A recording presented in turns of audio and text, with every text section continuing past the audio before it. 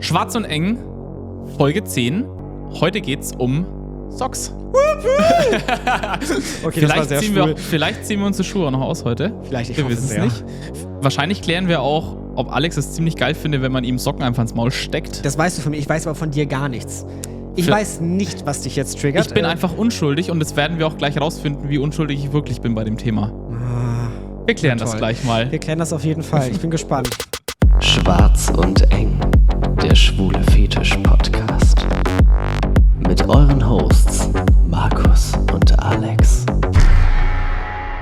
Hallo Freunde, da sind wir wieder. Ihr wisst gar nicht, wer ist, ne? Wir sehen nämlich gleich aus und ich finde es tatsächlich sehr, sehr attraktiv. Hallo. Ich finde dich sehr attraktiv. Hast du noch was vor heute? Weiß ich nicht. Vielleicht einen Podcast aufzeichnen. Noch lief ja nichts zwischen uns. Nein, also... Naja, die Geschichte aus dem Toms, egal. Ja, gut, aber das war ja auch nicht richtig, das war ja nur so ein bisschen angedeutet. Aber in die Richtung geht die Folge heute. Das ist ja der Übergang. Oh. Ich möchte sagen, es ist meine Lieblingsfolge und wenn ich zwischendurch aus dem Bild gehe, weil ich einfach horny geworden bin, dann bitte habt Verständnis dafür. Es geht nämlich Stopp! Für alle Videozuschauer tease ich jetzt, um was es geht heute. Ja. Die uns jetzt nur zuhören, es tut mir leid für euch, wir werden aber euch gleich verraten, um was es geht. Ich führe das mal vor. Oh. Vielleicht geht es heute darum. Oh. Ich muss auch. Oh. Für alle, die uns nur... Wir füßeln miteinander. Für alle, die uns nur zuhören, es geht heute um das Thema Socks. Es geht um geile Socken. Endlich. So, wir ziehen jetzt aber erstmal die Schuhe an, weil wir haben ja auch tatsächlich zugehört. Viele haben ja kritisiert, dass wir die Sneaks immer nicht zeigen im Bild. Wir haben heute wirklich mal ein Setup geschaffen, dass ihr auch mal unsere Sneaks sehen könnt. Ja. Und die Socken vielleicht auch nachher noch. Ha! Und die Socken auch. Ihr werdet es auf jeden Fall herausfinden. Wenn ihr uns im Video schaut, dann werdet ihr natürlich auch alles mit Bild sehen. Wenn ihr uns nur per Ton zuhört, was völlig in Ordnung ist, dann dürft ihr natürlich auch sehr gerne mal auf Instagram wechseln. Dort haben wir auch noch mal ein paar Fotos, Videos, alles aus der Folge. Oder ihr schaltet einfach parallel auch das Video an. Und vor allen Dingen, wenn ihr uns hört und noch nicht irgendwas gepostet habt, ihr seid herzlich eingeladen, vielleicht mal eure Socks zu fotografieren. Wie ihr die Folge hört, markiert uns schwarz und eng. Podcast. Nein, es ist nicht Schwanz und eng, es ist schwarz und eng. Schwarz und eng. Podcast. Markiert ihr uns auf Instagram und dann reposten wir es auch sehr gerne. Und vielleicht werde ich auch ein bisschen horny dabei, aber das muss man ja keinem verraten. Ups. Kommen wir zu unserem Arbeitstitel. Genau, der wird, glaube ich, auch der finale Titel, weil ich fand den so lustig. Der ist mir neulich eingefallen. Wir haben uns überlegt, dass wir heute das Thema Socks mal behandeln. Und ich komme ja aus Bayern, wie viele vielleicht wissen. Man auch hört. Und irgendwie kam mir das Thema auf, weil ja viele immer, also die Welt trennt sich ja zwischen Smelly und nicht Smelly, so ein bisschen. Ja. Da kommen wir gleich noch zu. Aber der Arbeitstitel ist Socks, darf es auch ein bisschen mehr smellig sein. Ja. Aber sicher wie an der Fleischertheke. Ich muss parallel mein Handy, du darfst ein bisschen überbrücken. Was machst du denn am Handy schon wieder? Ich suche kurz was raus, was ich noch erwähnen muss in dieser Folge. Aber du darfst kurz weiter. Dann erzähle ich einfach ein bisschen, bevor wir jetzt loslegen, wir fangen ja mal an so ein bisschen mit, was ist so passiert die letzten Wochen. Die letzte Folge ist ja schon wieder ein paar Tage her. Auch wieder wahr. Ja, hast recht. Du hast vorhin gefragt, wie es auf der X-Gear war. Ja, und ich höre dir jetzt auch zu, guck parallel ins Handy. Lass dich nicht irritieren. Ich lass mich doch nicht irritieren von dir. Also das war ja jetzt letzte Woche. Ja, doch letzte Woche. Kommt hin. Ich fand es ein sehr schönes Event im wundervollen Mörs. Das gute Mörs, ja. Das gute Mörs. Ich muss eine Lanze brechen für die Menschen, die diese Veranstaltung organisiert und möglich gemacht haben und vor Ort da gearbeitet haben. Ich habe nichts Vergleichbares bisher gesehen, was den Aufwand angeht für eine deutsche Fetischveranstaltung. Also was die da dieses Wochenende möglich gemacht haben, wie die sich da den Arsch aufgerissen haben dafür, dass wir ein schönes Wochenende haben, die da waren. Da muss ich meinen Hut virtuell einmal ziehen, den ich nicht auf habe. Ja. Das ging ja Freitag schon los mit einem Abendessen. Mhm. Man muss dazu sagen, das Catering war auch aus der Community. Also der da mit gecatert hat, war irgendwie auch jemand, den ich kannte nochmal. Ach, cool. Die haben da, weiß der Geier, wie viel 1000 Schnitzel gefühlt gebraten. Also es war auch Freitagabend schon beim Abendessen wirklich die Bude voll. Das war in der Veranstaltungslocation im Vorraum mit Barbetrieb auch schon durch die organisiert alles. Das hat richtig Spaß gemacht, was halt so ein Socializen auf eine andere Art mal irgendwie war. Ja. Alle in Gier natürlich schon da zum Abendessen. Geil. Habe ich so noch nie erlebt. Und dann halt ausklingen lassen und dann ging es halt irgendwie im Hotel dann noch abends weiter mit ein bisschen Drinks, dann noch nachts, was auch immer. Und am nächsten Tag war dann eben das Fotoshooting, wie wie immer, dieses Mal immer wieder ein Essen im Zeche Zollverein, da war ich dann noch nicht dabei. Irgendwie waren wir alle noch müde und verpennt und naja. Frühstück hat es auch gegeben in der Location tatsächlich, haben wir auch geskippt, weil wir einfach gepennt haben. Ja. Und abends war dann die Party und die haben dann auch während dem Tag ja ständig umgebaut quasi. Also die Leistung dahinter, ey, irre. Die haben ja das Frühstück erstmal gemacht, dann haben sie das alles abgebaut, dann ging die Party abends um 9 los und wie man es von der G&Dance schon kennt, sind die Kings tatsächlich alle sehr pünktlich da bei dieser Party. Das heißt, um 9 war da quasi Full House. Krass. Ja. Zwei Floors quasi, riesige Halle, super cool unterteilt, Garderobe ist super schnell gegangen, also war echt wirklich cool. Schön. Und mein Highlight, obwohl ich super müde war dann das DJ-Set vom lieben Basti. Herzliche Grüße auch nochmal an der Stelle. Der hat dann von 2 bis 4 noch aufgelegt, obwohl ich eigentlich um 1:30 schon ins Bett wollte, weil ich irgendwie todmüde war.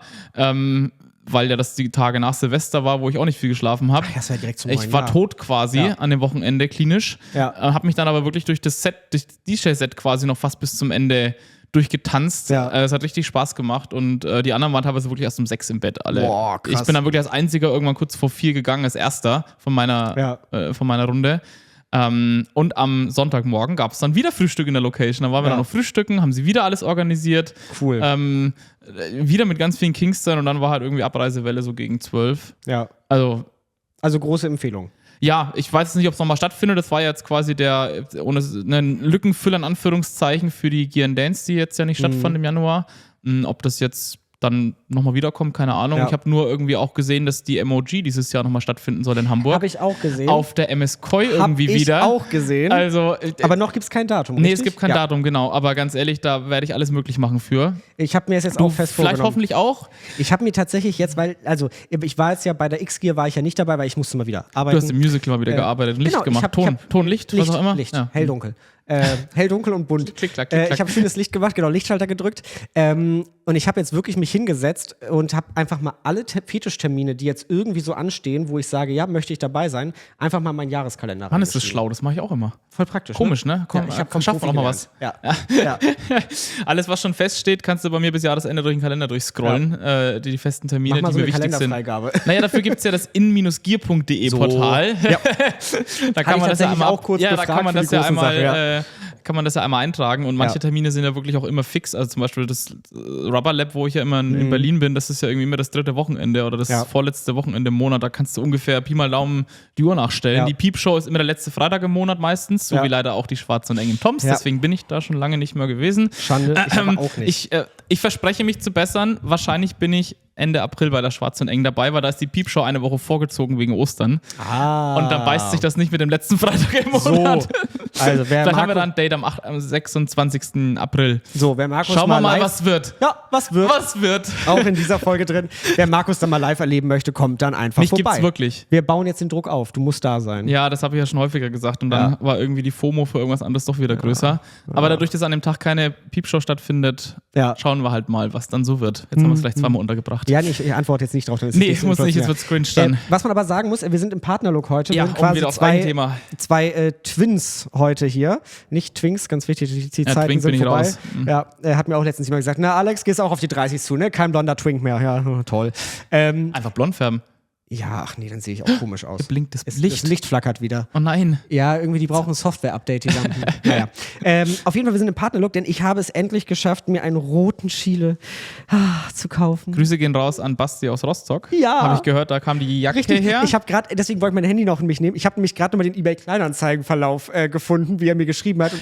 Und nur Moment, du hast über eBay-Kleinanzeigen mit Basti? Nein. Ich hatte einen Suchalarm laufen auf Chile und habe den gesehen und war so, die Jacke kommt von ihm, die Hose kommt von wem anders. Ja. Die Jacke kommt von ihm und wirklich, es war einfach so, moin, ich würde die Jacke sehr gerne kaufen, gerne mit Versand, ist preislich was zu machen, beste Grüße Alex. Und dann kam nur, bist du aus Hamburg?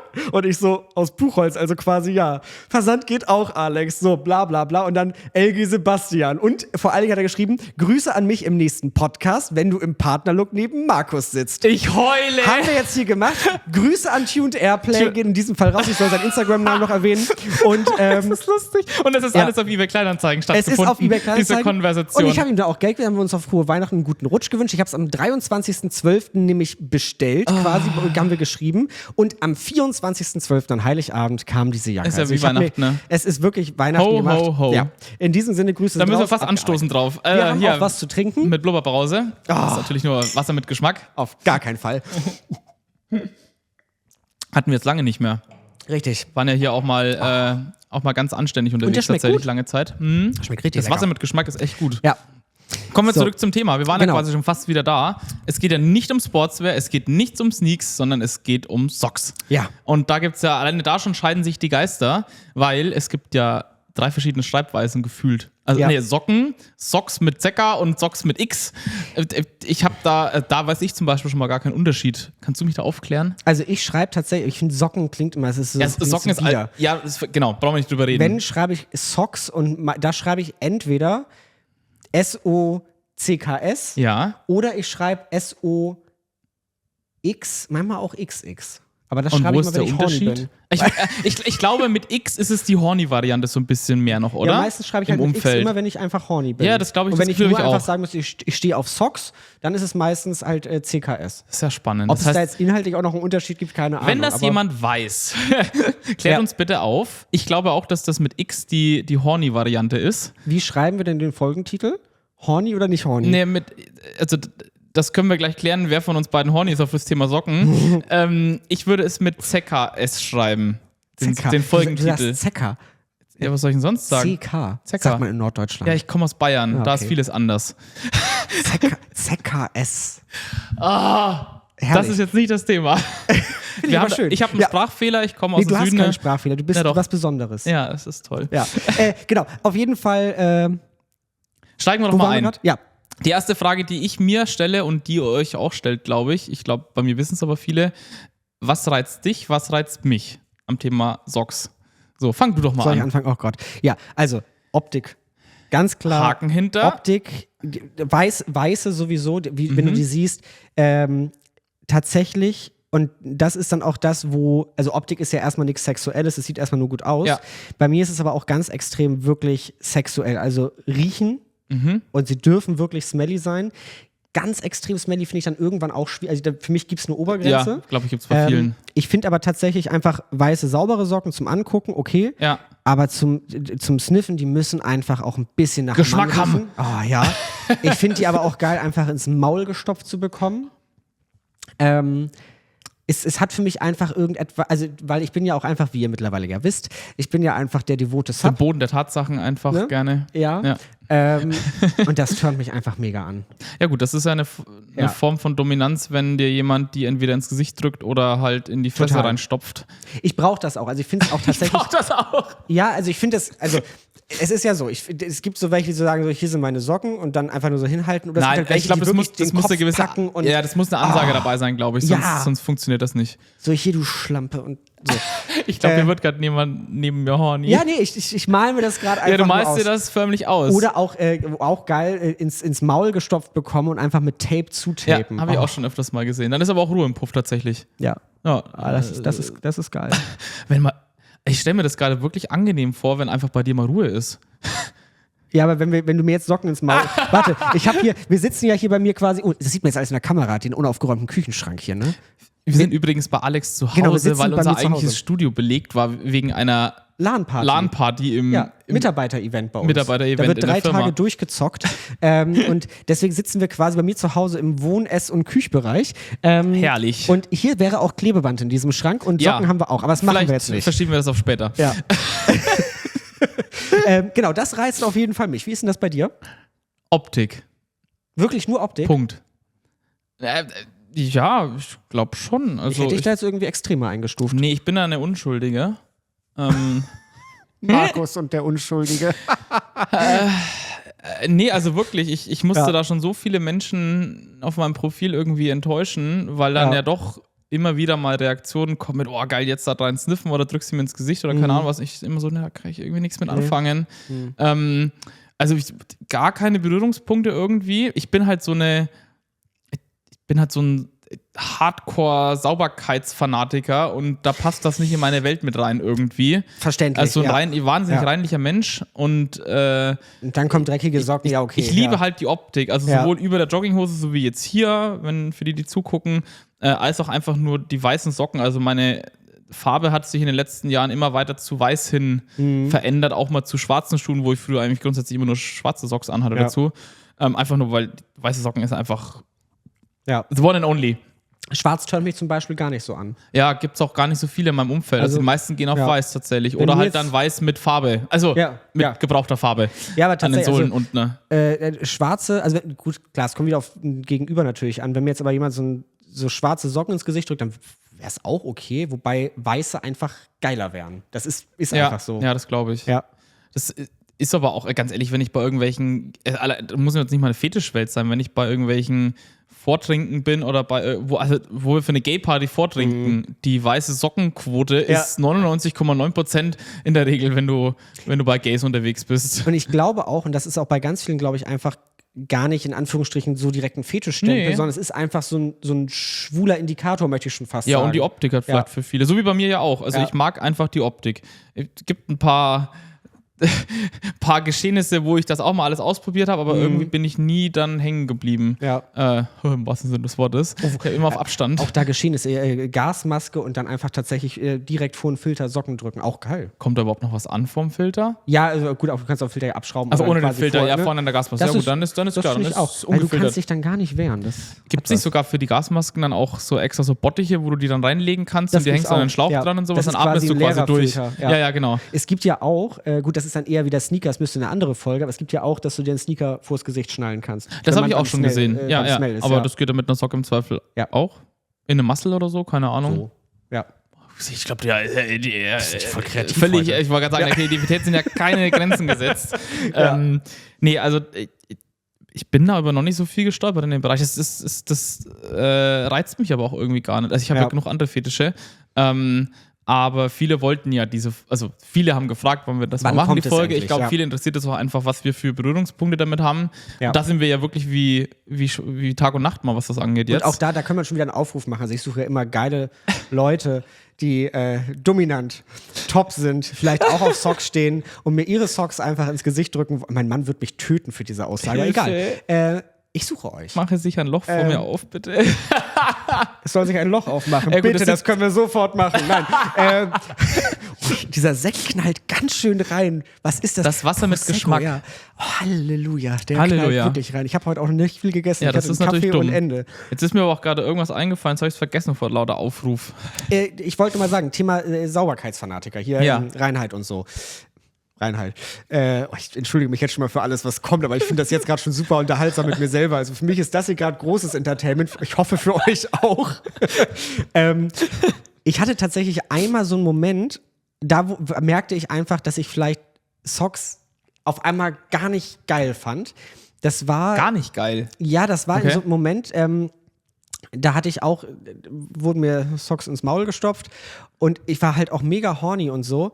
Und ich merkte einfach, wie da wirklich, also auch einfach Dreck dran ist. Ja, okay, ja. Und das war so, wo ich wirklich im Mund einfach das Gefühl hatte von so, nee. Oh, es ist mit Knusper. Ja, so ungefähr. Und dann habe ich so angefangen, drüber nachzudenken. Und in dem Moment bin ich einfach Sofort ungeil sowas- geworden. Oh Gott, es war wirklich so abschreckend. Ich dachte so, oh nee. Also nee. sie müssen irgendwie sauber sein, aber halt Genau, so. also es darf halt nicht dreckig sein. Es darf nach Im Endeffekt kann die jemand dann von mir aus 2 Wochen tragen, aber dann Genau. halt im Zweifel in einer sauberen Wohnung, wo du halt auch mit Socken durch die Wohnung laufen Richtig. kannst und nicht irgendwie den ganzen Boden mitwischt, weil da Ja. Dreck rumliegt. Dann wäre ich 100% raus. Genau, weil das war einfach, das war nicht geil. Ich finde aber, es ist auch nochmal ein Unterschied zwischen, haben wir auch tatsächlich, wir haben ein Showscript und Nee, ganz du viele hast da Ideen was gehabt. geschrieben, ne? Ja. Es kamen auch viele Nachrichten zu dem Thema. Wir versuchen das alles abzufrühstücken. Da ist auch ein Punkt tatsächlich dreckig, nicht dreckig. Ich finde, es ist ein Unterschied zwischen, sie sind smelly, sie sind lange getragen, sie sind vielleicht farblich etwas gelblicher geworden, was auch immer. Aber dreckig ist auch nochmal eine ganz andere Hausnummer. Genau, Also genau. das ist ja wirklich dann so mit Stückchen. mit Crunch-Effekt. Der Müller der Joghurt mit der Ecke, ne? Ja, genau. Ja. Da hört es dann wirklich auf. Ja, Also- das kann ich auch nicht. Also jedem wie er mag, ne? Du, also alles gut. Also da gibt auch Leute, die halt da kommen wir bei der Sneaker, wenn es dann mal irgendwann eine Sneaker-Folge gibt, auch noch dazu bestimmt. Ja. Es gibt ja auch genügende, die ja auch wirklich an den Sohlen von Schuhen lecken. Was ja auch völlig in Ordnung, also ich hätte jetzt immer auch- Angst, mir irgendwas einzufangen, aber ist auch nichts für mich. nee, aber Also gibt so ja auch, an der oder- Oberseite jetzt Ja, hier, ja. das, was wir schon mal halt Ach, hatten. das kommen auch, wir. Ne? Aber wie Nein, gesagt, das lassen wir Teaser heute auf mal. die nächste Folge. Völlig in Ordnung, aber ich sag mal, sobald Oder es so einfach Stiefeldecken, direkt genau, ist- oder auch die Sohle unten von den Stiefeln habe ich auch schon alles gesehen und Ja. gehört, aber jeder hat seine eigenen Grenzen. Aber okay, dreckig ist bei dir auch nicht auf jeden Fall. Thema Smelly aber tatsächlich, Ja. auch da, wie kommt Smell überhaupt zustande? Weil ich merke einfach, also mittlerweile habe ich meinen Freund so weit, dass er mir auch mal seine Socken ins Gesicht drückt. Aha. Ich sage immer, Schatz, du bist krank, weil deine Füße riechen nicht. Es ist Das- bei mir aber genauso. Ach, es ist Ich eine schaff das nicht. Enttäuschung. Es ist so eine Enttäuschung. Dann wirklich sagt, oh, ich habe die schon 3 Ich glaube, Tage das ist je nach angehabt. Körper unterschiedlich. Es gibt auch Menschen, die Meine kann ich abends, wenn ich an meinen abends rieche und halt den ganzen Tag im Büro war, ich trage auch sehr viel Air Force, ja, die tatsächlich, finde ich, Air Force machen's- 90 sind ganz gefährlich. Da schaffe es sogar ich teilweise. Okay, ich bin immer nur Air Force One. Ah, nee, die sind ein Witz dagegen. Nee, die gehen bei mir wunderbar. Echt? Das ist mein Da passiert bei Smellschuh. mir gar nichts. Schlechthin. Okay. Aber bei meinem Freund, wirklich, der teilweise, die haben schon 3 Tage getragen. Und dann rieche ich dran und sagst, die sind frisch gewaschen. Ja, Die ist riechen bei, nach mir, ist Weichspüler. bei mir aber ähnlich. Ich kann sogar zum Sport gehen und meine Sport-TNs anhaben, die ich seit 2 Krass. Jahren benutze. Da sind noch sehr viele heiß auf diese TNs. Aber so wild sind die gar nicht. Ja. Da riecht man vielleicht mal ganz kurz direkt nach dem Sport, wenn sie warm sind, mal eben was. Aber ansonsten riechen die wie Langweilig. ohne Besitzer. Geh weg. Gefühlt. Ja, nee, aber ich glaube, das ist körperunterschiedlich. Ja. Also es gibt ja Menschen, die schwitzen auch einfach extrem viel, Ich auch unter der sowieso. Achsel und so weiter. Und dann schwitzt du natürlich auch an den Füßen mehr Ja. und produzierst dann. Und dann kommt es auch, finde ich, drauf an, das kommt bei mir noch dazu, wie viele Sneaker man am Ende des Tages hat. Also Ja. ich habe um die 80 Paar Sneaker. Hast recht, da und entwickelt sich das gar nicht, ne? Ich trage ich trage nicht jeden Tag das gleiche Paar, sondern ich rolliere durch und jedes Paar kommt bei mir vielleicht 1-2 Mal im Monat quasi, wenn überhaupt, zum Einsatz. Ja. Und wie soll das funktionieren dann? Das geht Ich ja gar hatte nicht. Phasen, da hatte ich wirklich ein Büro Air Force One. Mhm. Den habe ich jeden Tag getragen. Und dann kommt es darauf an, wie lange du die Socken noch trägst. Genau. die du dann Und dann hatte ich trägst, auch in echt Tage, wo Kombination. ich dachte, geil, jetzt trage ich die auch mal so ein paar Tage. Und dann saß ich in so einem Meeting in der Firma und ich habe einfach schon meinen eigenen Smell von den Füßen gerochen und dachte, okay, irgendwie Durch ist das, den Schuh durch, der ja, angezogen war. Und irgendwie dachte ich so, es ist auf der einen Seite geil und dachte ich so, was denken denn jetzt deine Kollegen? Wild. Gut, vielleicht wechselst du morgen wirklich mal die Socken oder auch mal den Schuh. Ja. Aber da war wirklich so eine Zeit, da hatte ich einen Schuh wirklich nur im Büro an und das war mein Büroschuh und da Socken drin, die haben sich sofort nach dem Tag verändert. Krass, Mega. Alter. Obwohl sie Ja. frisch waren morgens. Die Ja. Socken, okay. Was ist mit Socken dann länger tragen, mehrere Tage? Geht dann gar nicht bei dir, weil dann ist der Tod in der Firma, weil es jeder riecht? Doch, das oder? geht. Das Okay. geht. Also mache ich manchmal auch tatsächlich. Ich trage meine sogar 2 Tage und die Echt? sind danach unrelevant. Oh, was ich aber merke, also ich komme ja aus der Veranstaltungstechnik, wie ihr mittlerweile ja auch wisst. Da ist halt auch ganz oft Engelbert Strauß und Sicherheitsschuhe. Eventuell auch mal eine Folge. Und Sicherheitsschuhe, da können richtig Feuchtbiotope entstehen. ja. Also, ja, Ja, glaub also ich. das sind auch, also manchmal stehe ich dann so, keine Ahnung, Barclays Arena Hamburg und dann macht man dann eine Veranstaltung und dann gibt es immer den Moment, wo die Sicherheitsschuhpflicht und die Helmpflicht aufgehoben wird. Und wie gesagt, ich schwitze auch einfach. Unter einem Helm habe ich sofort Gewächshaus. Boah, glaube ich. Und dann schiebt man da irgendwie 3 Kisten. Ich habe sofort nassen Rücken und denke mir so, oh Gott, wie Hilfe. geht das weg? Und dann irgendwann diesen Punkt, wo man denkt, geil, jetzt zur Veranstaltung Schuhe wechseln. Und dann ziehst du deine Füße aus diesen Sicherheitsschuhen und kommst mit deinen Socken dann auf den Betonboden auf und hast wirklich sofort einen nassen, schwitzigen Abdruck. Crazy. Also auf der einen Seite geil, aber das auch manchmal schwierig. Na gut, Also, vor allem, weil du ja, also ich finde, es kommt ja dann aufs Umfeld drauf an, wenn du jetzt gerade, also den Headspace oder das Mindset hast du jetzt gerade auf Arbeit nicht, wenn du deine Sicherheitsschuhe ausziehst, Ja, dass genau. du es geil findest. da bin ich auch geil, weil Da hat ist es man ja auch- unnötig einfach dann. Ja, da hat man auch seine unattraktiven Kollegen manchmal neben Ja, sich. das muss dann halt auch einfach nicht sorry, sein. Freunde, ich weiß, ihr hört teilweise diesen Podcast rein, aber auch ihr seid einfach nicht immer das Beuteschema von mir. Die ich jetzt gerade ausklammer, die wissen Bescheid. Das wäre auch komisch auf Arbeit, wenn die alle dein Beuteschema wären. Ja, nee, alle gehen da nicht, aber ein paar Süße sind dabei. Ist so. Zum Glück hören das von mir auf Arbeit nur zwei aber, Kolleginnen aber meine und Kollegen. Kollegen Ja? wissen das. Bei mir wissen es 2. Ja. Immerhin. Also die wissen, dass ich sie attraktiv finde. Ach so, ja. Jetzt Nee, kommuniziere ich auch ich ganz finde auf offen. Arbeit niemanden attraktiv. Das ist aber auch, glaube ich, besser so. Ach echt? Okay. Tut mir leid. Back to Thema. Ja. Was mir gerade noch einfiel, was nicht auf unserem tollen Showskript steht, was ist denn eigentlich mit Double Socks? Das habe ich auch schon ganz oft gesehen in meinem Umfeld mittlerweile. Das verstehe ich nicht. Doch, ich verstehe es mittlerweile. Ich habe mir das erklären lassen. Also ich mache es selber nicht, aber ich habe es mir erklären lassen. anscheinend schwitzt man dann natürlich noch mehr. Und das untere Paar quasi, was am Fuß ist, das ist das Smelly-Paar sozusagen, was du dir durch die Doppellage noch mehr Smelly machst. Ja. Und da gibt es dann wohl ganz wilde Geschmacksknospen. Ein guter Freund von uns im Umfeld, der ist da ganz wild unterwegs, also sein Körper macht da anscheinend auch alles Notwendige. Ja. Da habe ich mir auch geschrieben, hier so eine lustige Story, das war, ich glaube, letztes Jahr an irgendeinem Wochenende in Berlin, ich glaube, es war das Wochenende, waren wir bei einem anderen Freund zu Hause und er hatte einfach seine Füße so hochgelegt quasi auf dem Sofa und die lagen halt ungefähr 50, 60 Zentimeter von meinem Kopf entfernt. Er hatte keine Sneaks an. Ich habe es nicht ausgehalten. Echt? Ich habe zu ihm gesagt, es bei aller Liebe, aber ich finde nee, bitte entferne das. Weg. Mach Ja, weg. Das ist ja alles neu, das hat ja nie an hier. Das ist ja alles hier mit Perwoll gewaschen. Fühlt sich gut an, ja. Für alle, die gerade nicht zugeguckt haben. Ich habe das kurz sind keine sexuellen Inhalte. gezeigt. Ja, genau. Also Markus wo hatte gerade seinen Schuh und sein Bein auf meinem liegen. um das zu zeigen, was ich da erlebt Das heißt, wir habe. müssen ja mal für die Das war Audiomenschen. für mich dann wirklich mal einer der Momente, der sich eingebrannt hat mit Smelly Socks, wo ich wirklich in dem Moment, es mir too much wurde. Normalerweise stört es mich nicht, weil du einen gewissen Abstand dazu hast. Ja. Ich sag mal, wenn man irgendwo auf einer Couch sitzt, vom Boden bis zum Kopf hoch, da muss schon echt viel passieren, dass man das riecht. Ja. Aber sie lagen halt auf meinem Schoß und das hat nicht lange gedauert, bis ich dann geflüchtet bin oder den Abstand wiederhergestellt habe. Ja, es kommt halt auch immer, also ich finde auch immer ganz extrem auf die Person an. Ja. Also ich könnte Es jetzt war auch kein nicht, sexuelles Umfeld in dem Moment. genau, Noch dazu. und auf das Umfeld. Also ich könnte jetzt zum Beispiel nicht von einer Person, die ich sexuell generell nicht attraktiv finde, da könnte ich das dann auch nicht. Da würde ich das dann vielleicht auch einfach eklig finden. Ich finde ihn sogar attraktiv, aber ich stehe halt nicht auf Socks gut, oder auf klar, Smelly. ja. Und das Smelly ist halt wirklich das Krasseste, was ich kenne von ihm. Er weiß bestimmt auch, wenn er das hören sollte, wen ich meine. An dem gleichen Abend hatte die übrigens ein anderer Freund dann noch im Mund diese Socken. Und ich stand irgendwie nur auf Abstand und war völlig perplex und habe die beide wirken lassen, sag ich mal. Ja. Und dachte mir so, oh, okay. Aber das war halt auch wieder das Thema, was wir vorhin schon hatten, wirklich mit Dominanz. Also wir waren zu dritt in dieser Wohnung. Ich habe dann auf Abstand zugeguckt, während der eine, der die Smelly Socks hat, sehr dominant auch ist, dem anderen die wirklich volle Pulle in die Fresse gehalten hat und dann richtig ins Maul gestopft hat. Vielleicht soll ich den mal kennenlernen. Es war optisch wirklich schön zuzugucken. Ja. Ich hätte niemals in einer der beiden Rollen sein wollen, aber es war einfach wahnsinnig ästhetisch, dem zuzugucken.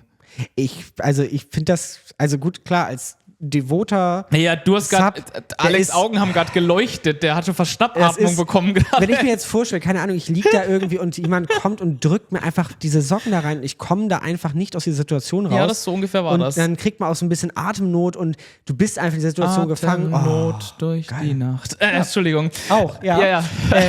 Das turnt mich schon, also turnt mich richtig an, ja. Wie gesagt, ich hätte in dem Moment nicht einer der beiden sein wollen, aber ich fand es irgendwie geil zuzugucken, muss ich gestehen. Glaube ich, also auch wenn ich nicht das jetzt so für mich wollte. Das sieht ja auch, also generell mal mit zwei Menschen oder mehr Menschen anzugucken, die irgendwie erstmal Lust verspüren. Ja, und die beide attraktiv sind noch on Genau, top. So, das finde ich auch immer erstmal nichts Verwerfliches. Ja, da kann man einfach mal zugucken, auch wenn man nicht die gleichen Fetische vielleicht hat. Ja, Aber wir könnten jetzt mal unsere Sneaks ausziehen, unbedingt. wenn wir schon die sind die Sockenfolge haben.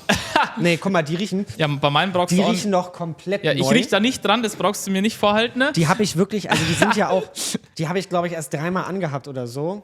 Wenn wir schon beim Ein bisschen Thema Socken dreckig, sind, ne? ja. Ich hatte ja extra die roten Nike-Socken dabei mit den roten Ringen, die ja perfekt zu dem roten Chile passen würden. Der Alex hat leider seine irgendwie verwaschen. Ja.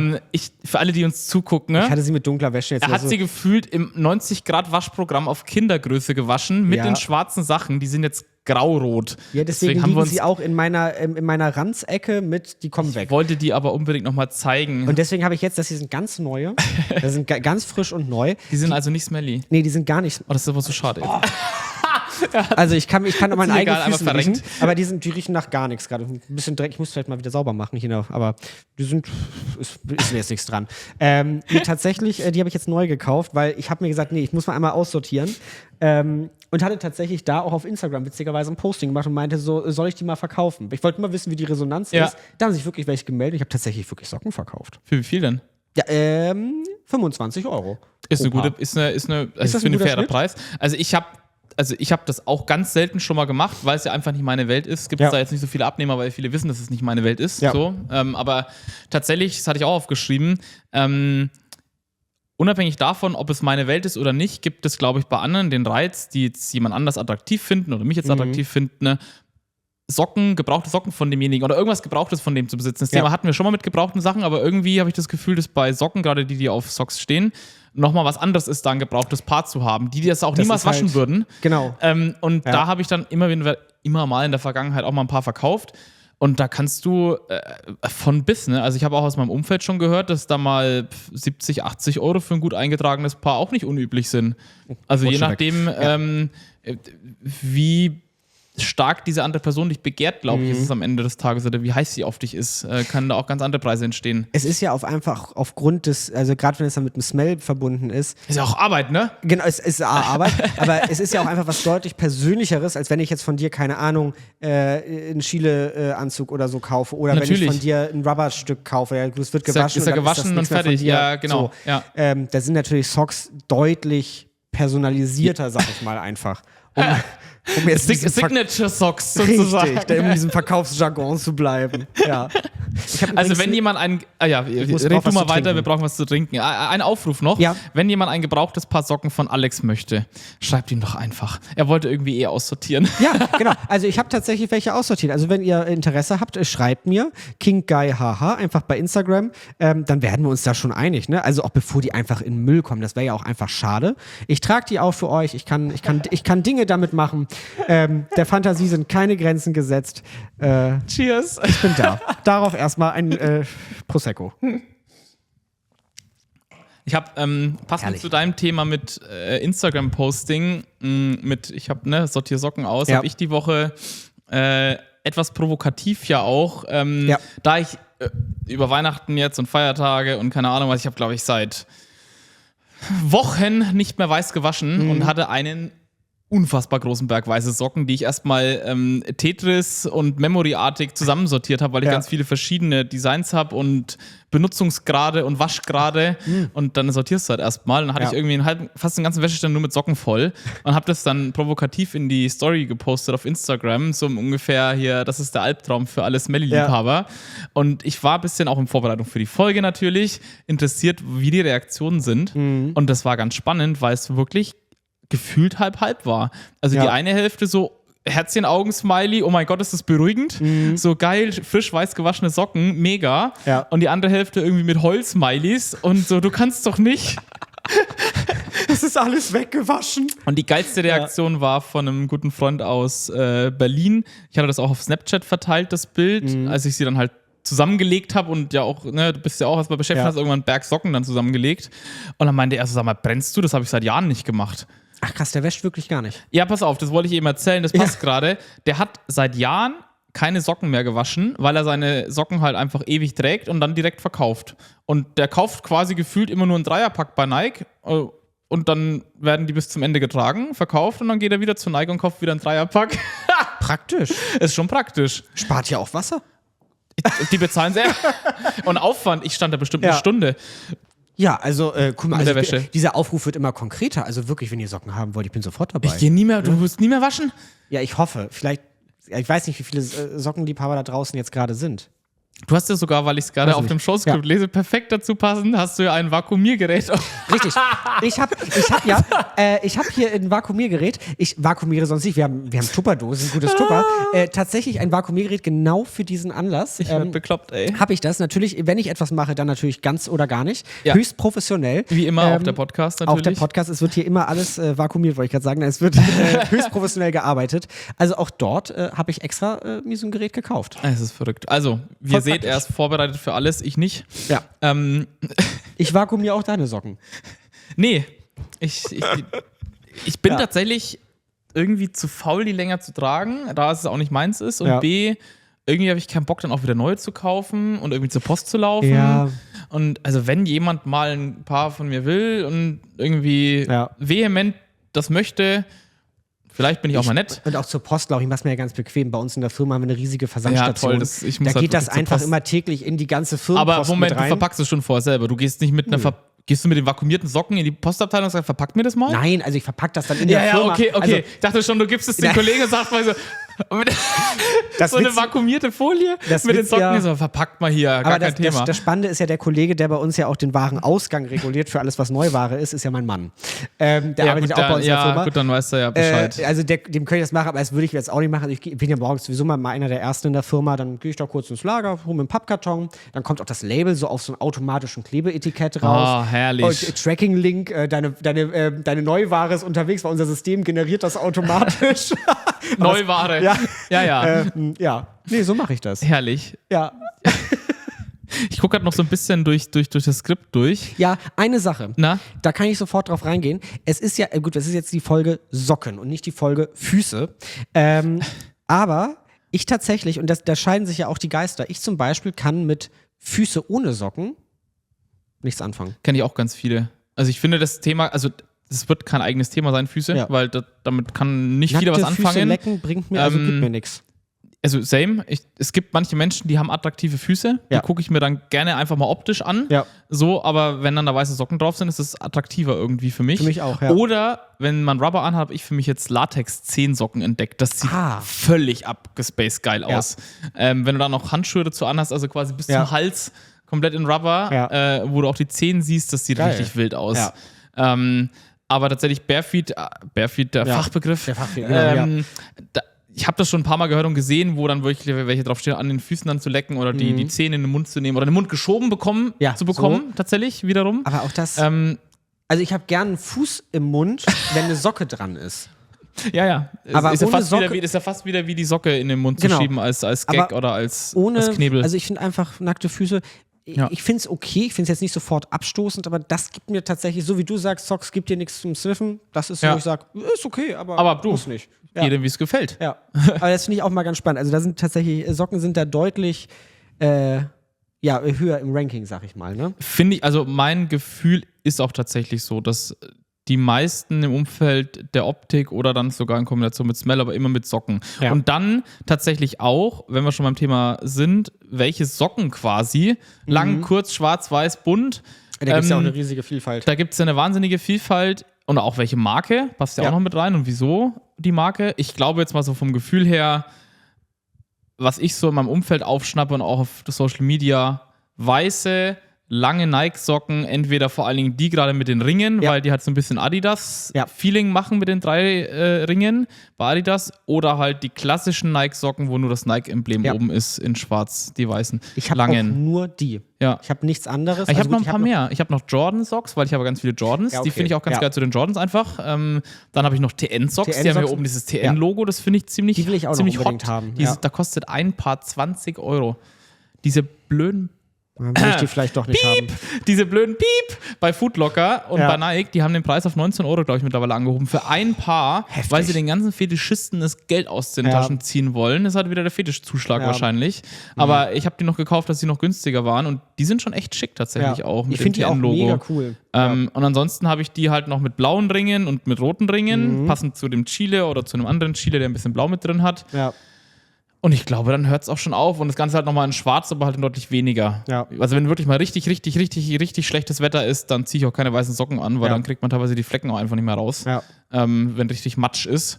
Aber ansonsten ist es wirklich weiße, lange Nike-Socken. Ja. Von Adidas habe ich vielleicht eine Handvoll. Man muss ja auch fairerweise sagen, gut, das wird nochmal eine eigene Folge, bestimmt Sneaker, aber die Fetischwelt ist schon sehr stark Nike und es muss Nike irgendwie fixiert. Auch zusammenpassen.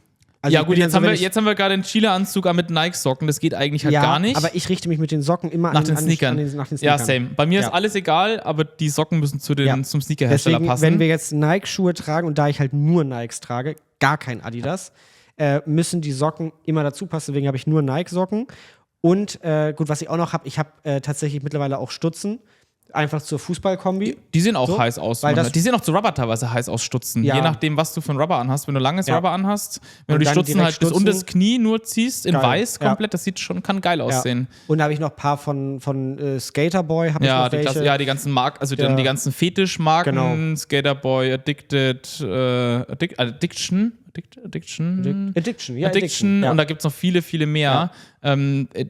da habe ich zum Beispiel mittlerweile gar keine mehr von, weil ich irgendwie mich total auf klassisch Nike einfach eingeschossen habe. Ich habe noch ein paar Adidas-Socken, weil ich finde die klassischen Adidas Trefoil, die weißen mit den 3 Streifen oben, die finde ich einfach optisch mega heiß. Das Problem ist, ich habe halt irgendwie nur eine Handvoll Adidas-Sneaker. Und dann passt es wieder nicht. Und wenn ich die mal zu Nike-Sneakern anziehe, dann steinigt man mich. Und ich steinige mich selber dann auch meistens dafür. Ja. Ich habe tatsächlich schwarze, die trage ich dann mal gerne halt wirklich, wenn ich arbeite, so als klassische Arbeitssocke, die man dann meistens halt in einem Arbeitsschuh nicht sieht. Das mache ich mittlerweile nicht mehr. Ja? Ich habe ja auf Arbeit Sneaker an und ich habe eigentlich immer weiße Socken auf Arbeit an. Ja, wenn ich im Büro bin auch. Also im Büro. Halt wenn du wirklich körperlich arbeiten. Ja, gut, da brauchst du keine weißen Socken. Genau, da brauche ich meistens färben die ja sogar, wenn es dumm geht, ab dann noch auf die weißen Socken. Hast du überall schwarze Flecken und kannst sie wegschmeißen. Ja, oder wenn man dann auf einem Festival oder so arbeitet, überall Sandboden. Ja, dann sind die nachher wirklich tot. Danach. Ja, das kann so in die Tonne. Dann schwarz einfach für die Arbeit. Sind wir beim Thema schwarze Socken, farbige Socken, Anzugsocken, auch schwarz. Gibt es ja auch nochmal eine Welt für sich. Und diese Sneakersocken, die halt. Hör mir auf. Das mag ich auch nicht. Jeder wie er muss oder jeder wie er will, aber gar nicht die Sneakersocken. Also zumindest in der Fetischwelt sind die größtenteils verpönt. Ja. Die ich kurzen Socken. Warum die da sind. Ich nicht. Also, nein. Also, weil ich finde, ein Sneaker muss eine weiße, hohe Socke haben, aber also ich verstehe. Es gibt doch nichts Geileres im Sommer als eine kurze Hose, Sneaker und die langen weißen Socken dazu. Das sieht da mal todesheiß aus. Meine Mutter sagt dann immer, du läufst schon wieder so komisch rum. Gehst du zum Tennis? Ja. Dann sage ich immer so, aber das trägt man so, Mama. So sieht man Mode. Gut aus, genau.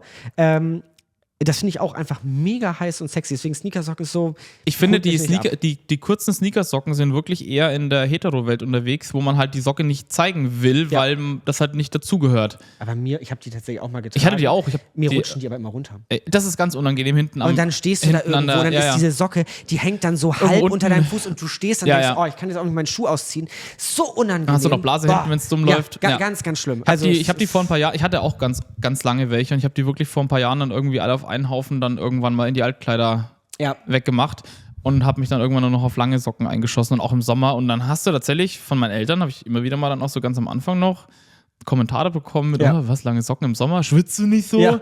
Ich so, ob die jetzt lang sind oder nicht? Also, man schwitzt ja trotzdem. Ja, kann ich auch gleich Sandalen anziehen? Ja, nee. Sandalen mit diesen braunen Rüschensocken. Ganz schwierig. Wie wär's, Alex? Schüttelt mich. Nee, bin ich raus. Ja, und was es aber auch noch eine Fetischwelt für gibt, ist tatsächlich Anzugsocken. Habe ich auch schon ganz oft wahrgenommen. Ja. Also viele stehen ja wirklich auf Anzüge, Suits und dazu dann aber auch diese schwarzen Anzugsocken oder sogar noch die ein bisschen höher gehen, ein bisschen dünner sind sogar noch.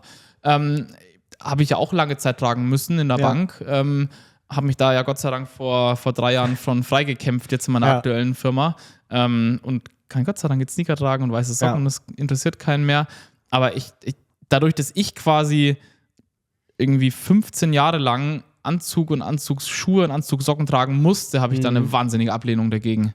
Ich finde Anzug, also ich finde es super schick und ich finde, es gibt tolle Anzüge und ich mag das auch. Also wenn wir irgendwo auch, keine Ahnung, auf eine Hochzeit gehen und dann Anzug, Jackett, darunter noch eine Weste, Hemd, Fliege. Das finde ich einfach mega, mega schick und ich mag das total, mich so zu kleiden. Dann mal ist halt schick dann einfach. Genau. Aber das gibt mir sexuell wirklich gar nichts. Ja, aber es würde welchen geben, der das mega heiß findet an dir. Würde es definitiv Leute geben. Wurde ich auch schon die dann auch wirklich auf die Anzugsocken im Zweifel aus sind. Ja. Was aber auch geil aussieht, guter Freund von mir hat mir heute ein Bild geschickt, der ist heute zu einer Firmenveranstaltung schon gefahren oder zu einer Messe und hatte komplett Anzug an, weißes Hemd drunter, dunkler Anzug und unten dann weiße Air Max 90. Ich fand, das sah total cool aus, die Mischung. Also auch das geht mittlerweile. Oder weiße Air Force One Low. Ja. Würde auch sofort gehen. Das einfach mal zu kombinieren. Auch, hatte ich auch. Wir hatten mal aber dann keine Anzugsocken dazu, bitte. Ja, genau. Wir hatten auch mal eine Hochzeit im Sommer, wo das Brautpaar auch meinte, bitte nicht ganz so förmlich. Und da haben wir auch einfach gemacht, wir haben eine Anzugshose genommen. Nee, wir hatten ein Jackett. Hatten eine Chino-Hose in dunkel und dann wirklich auch Air Force One und weiße Socken dazu. Air Force One ist der Business-Schuh mittlerweile überhaupt geworden. Wenn ich bei mir meine Firma sitzt in einem Bürogebäude, wo auch viele andere Firmen sitzen, wenn du die Leute da so ein- und ausgehen siehst, also ganz ehrlich, ein Großteil in unserem Alter hat irgendwie Air Force One Low an, in weiß, mit weißen langen Socken größtenteils, also auch nicht fetisch, nicht nur modisch einfach. Wo wir zu dem Thema kommen, da passt es gerade einzuschieben. Mich schrieb neulich jemand an, ich weiß nicht, ob es über einen Podcast-Account war oder über meinen, wie ich mich denn traue, dass ich einfach ständig irgendwie Fetisch in der Öffentlichkeit trage. Und das Fetisch war bezogen auf meine Diesellederhose, die ich in letzter Zeit häufiger mal anhabe, diese weiß-gelbe. Die auch einfach schön ja, aussieht. wirklich heiß ist. Ja. Und dann habe ich jemand auch erklärt, dass das einfach Mode ist. Ja. Also, dass man sich bitte nicht so einen Kopf machen soll, auch bei den Socken im Zweifel. Für viele ist es ja vielleicht Fetisch, aber das interessiert draußen keinen, weil es halt einfach mittlerweile einfach normal ist. Das heißt, oder auch diese Baggy-Jeans, die ja auch wieder kommen und so. Ja, und diese Lederhose, ich war vor 2 Tagen im Musical damit. Ich wurde auf der Treppe, als ich zum Platz lief, hat mich ein Unbekannter angesprochen und meinte, Alter, hast du eine geile Hose an. Ja, mega. Irgendwie.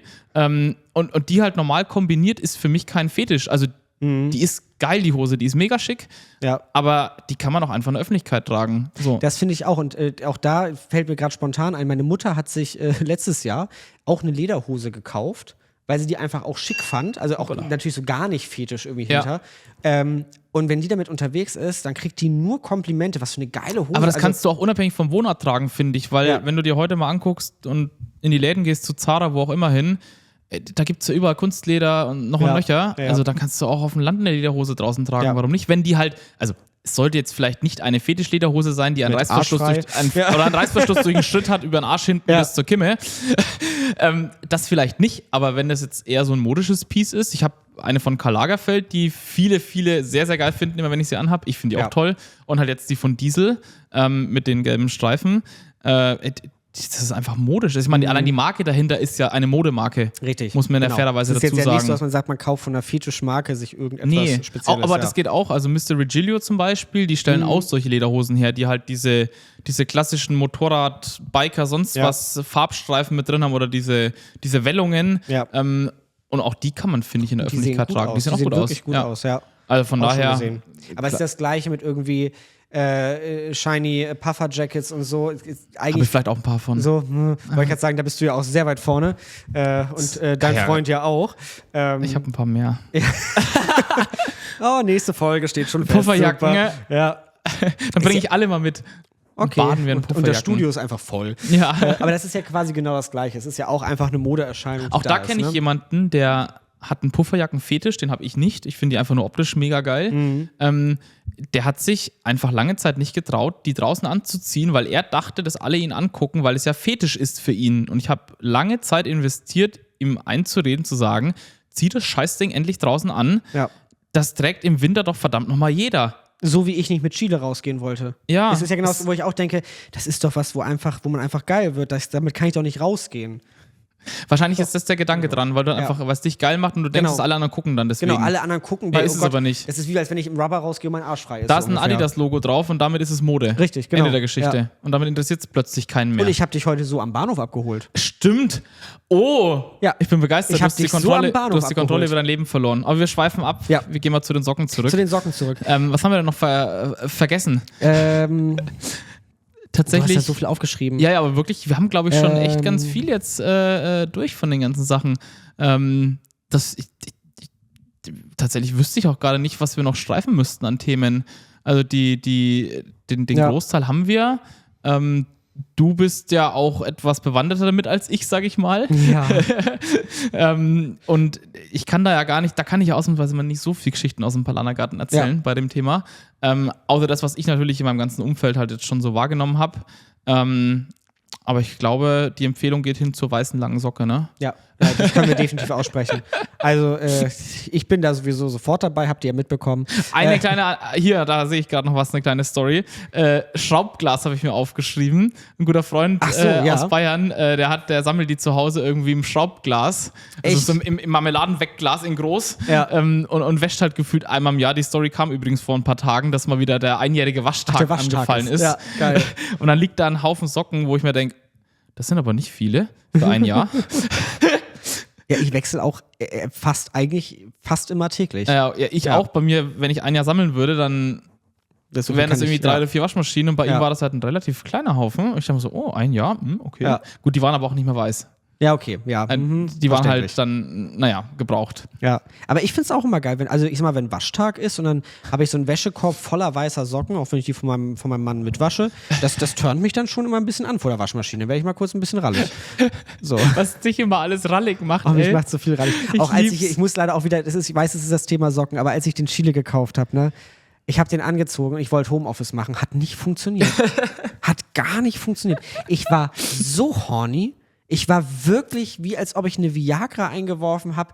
Ging gar nicht. Ich war die ganze Zeit nur bei Instagram, habe auch mit ganz vielen von euch, die wahrscheinlich auch zuschauen, geschrieben und war einfach so, boah, ich platze gleich. Herrlich. Das war gut, das war richtig, also... Aber jetzt mittlerweile geht's, hast du abreagiert. Mittlerweile sitze ich mit dem auch abends auf dem Sofa. Ich hoffe, du bist nicht auf dem Anzug gekommen. Nein, bin ich nicht. Keine Flecken drauf. Okay, weil dann müsstest du ihn nämlich waschen und dann geht der Glanz nämlich so ein bisschen weg von dem Chile. Das würde ich... Der wird erstmal gar nicht gewaschen. Ja, eben, genau. Ja, der wird ganz pfleglich behandelt. Ich hatte, als ich ihn heute Morgen einmal rausgeholt habe, hatte ich irgendwie einen kleinen Fleck. Gleich bin ich mit einem kleinen Stämmchen dahin, hab das ein bisschen abgemacht. Der wird gepflegt wie... Ja. Also ich kann dir nur empfehlen, wenn mal wieder Chile im Foodlocker rauskommt, kauf dir was auf Vorrat. Ja. Kommt ja nur alle paar Jahre. Ich habe tatsächlich, ich habe noch einen Aufruf. Ich suche tatsächlich diese Hose in Rot, suche ich in Schwarz. Ja, und dann aber die Jacke auch dazu. Die Jacke habe ich schon. Die Größe wäre noch mal sinnvoll. Kurz weiter. Ich hole mal kurz die Jacke. Die Größe wäre noch ganz sinnvoll zu wissen. In M, die Hose. Ja. Und welche Streifen? Er sucht gerade. Also es gibt die Variante mit den... Nee, das ist ein ganz altes Modell. Ja. Da wirst du keine Hose zu finden, die 100% passt. Ja, so. Das ist ein Modell von 2012 oder 2014, würde ich mal sagen. Moment, das kann man hier auf dem Etikett nachgucken. Guck mal, schlau ist ja schlau. Das ist die ist von 2013, das Modell. Mit den gelben Schulterstreifen und dem gelben Adidas-Logo. Und 2 weiß, die ist mega sexy. Aber dazu die passende Hose zu finden, ich gucke täglich bei eBay Kleinanzeigen. Kannst du dir fast die Kugel geben. Na toll. Also sollte jemand noch die Hose von 2013 haben mit Gelb, Neongelb und Weiß. Wenn ihr die loswerden wollt, also die Hose dazu, sagt Bescheid. Ich bin da, ich kaufe das sofort ab. Ich wollte gerade sagen, Preis ist egal, aber nein. Also ein bisschen muss ich auch aufs Geld achten. Aber was ist der letzte Preis? Ja, das können wir dann ja klären. Vielleicht kann ich auch Socken zurückschicken. So. Da wäre ich total interessiert. Meldet euch. Ja. Bitte melde dich. Ich nutze das hier immer tatsächlich so als Gesuche für mich selber. Gesuchplattform. Voll praktisch. Ich muss ja noch ein Gewerbe anmelden für dich. Ich suche aber nichts. Okay, das ist doof. Ja, weiß ich nicht. Mein Kleiderschrank platzt aus allen Nähten. Ich wüsste nicht, was dann noch fehlt. Ja. Der Flur platzt auch aus allen Nähten mit Pufferjacken. Also da kommst du schon fast nicht mehr durch. Das sind Probleme. Ja, das sind die großen Probleme der Menschheit. Ja. Aber in diesem Sinne sind wir, glaube ich, sockentechnisch. Ich hoffe, wir haben keinen enttäuscht mit der Folge, da wir nicht gegenseitig an Socken gesnifft haben oder sowas. Aber ich finde, mal rein sachlich betrachtet haben wir einen guten Flug gemacht. Genau, und wir haben das hier wissenschaftlich gut abgearbeitet und einmal auch dargestellt, vor allen Dingen, worauf wir stehen und was uns anmacht und überhaupt. Wenn euch natürlich jetzt noch irgendwas einfällt, was man noch mit Socken alles machen kann, was wir noch nicht erwähnt haben, immer her damit. Wir haben ja eine E-Mail-Adresse. Ja, das darfst du sagen. Achso, per E-Mail?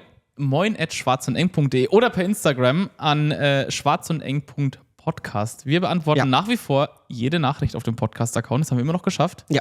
Und wir beantworten auch jede E-Mail und auch ziemlich schnell. Ja. Irgendwie, komischerweise. Guck mal, hier antwortet auch jemand gerade bei Schwarz und Eng. Ja, also, siehst du? Als würden wir hier einen Livestream machen. Deswegen dann haben wir das mit den Fragen auch gleich. Ja. Dann bleibt noch für den typischen Ablauf der Folge, was so die nächsten Wochen ansteht bei uns. Da muss ich sagen, nicht so viel, weil irgendwie Winter ist. Genau. Januar. Also bei mir steht die Piepshow wahrscheinlich an Ende Januar. Was sonst? So what? Oh, Schwarz und Eng ist ja auch Freitag wieder. Im Monat. Die Schwarz und Eng ist am 31. Januar auch, soweit ich mich erinnern kann. Ich kann jetzt schon gleich ein Versprechen geben, ob ich da bin oder nicht. Noch eine Woche weiter? Da. Das sieht mir nicht so aus. Doch, nee, da bin ich auf Schulung tagsüber. Doch, aber ich komme. Abends steht S&E im Kalender. Ja, steht drin. Das heißt, wir sehen uns am 31. Januar im Toms. Ich werde da sein. Ich werde nicht da sein, wie immer. Ich gebe hiermit mein Wort ab. Na, herzlichen Glückwunsch. Kannst du bitte auf Showscript zurückgehen? Achso, sonst siehst du deinen Text nicht mehr. Ja, aber guck mal, ich habe nachgeguckt. Ich bin alt, ich muss hier ablesen. Von meinem Moderationskarten. Ne? Ja. Nein, also ansonsten steht, glaube ich, jetzt die nächsten Wochen eventtechnisch nichts an. Ich wüsste zumindest gerade nicht was. Ich werde bestimmt mal irgendwie ins Quellgeist reinfallen, irgendwann im Januar noch. Da möchte ich auch unbedingt mal hin. Kann ich nur empfehlen. Ja. Einfach mal gucken. Es war jetzt leider am gleichen Tag wie die X-Gear letztes Wochenende war die Youngster im Quellgeist. Die ist echt immer cool. Da waren echt ein paar Menschen, mit denen ich auch gerne an dem Abend dort Zeit verbracht hätte. Ja. Aber die X-Gear kam halt dann zuerst. Ja. Und dann war es halt Mörs. Genau. Aber ansonsten bleibt uns, glaube ich, nichts anderes übrig, als diese Folge abzuschließen. Ich wollte gerade sagen, lebt wohl, aber wir hören uns ja wieder. Alles Liebe auch privat. Nochmal Schwanz und ehrlich. Wollte ich gerade sagen, wir dürfen jetzt nicht deren Spruch klauen, das wäre böse. Dürfen wir nicht, aber einmal müssen wir ihn bringen. Ja, also alles Liebe auch privat natürlich und in diesem Sinne gehen nochmal ganz viele Grüße raus an die Kollegen von Schwanz und Ehrlich, die wirklich einen tollen Podcast beendet haben und wir einen sehr schönen Abend dort hatten. Das war wirklich schön. Ja. Das war richtig schön, als wir da Mensch, waren. das ist doch ein schönes Ende. Ja. Schließt sich der Kreis. In diesem Sinne Bis bald. einen tollen Januar euch und wir hören uns. Ade. Ade. Ciao, ciao.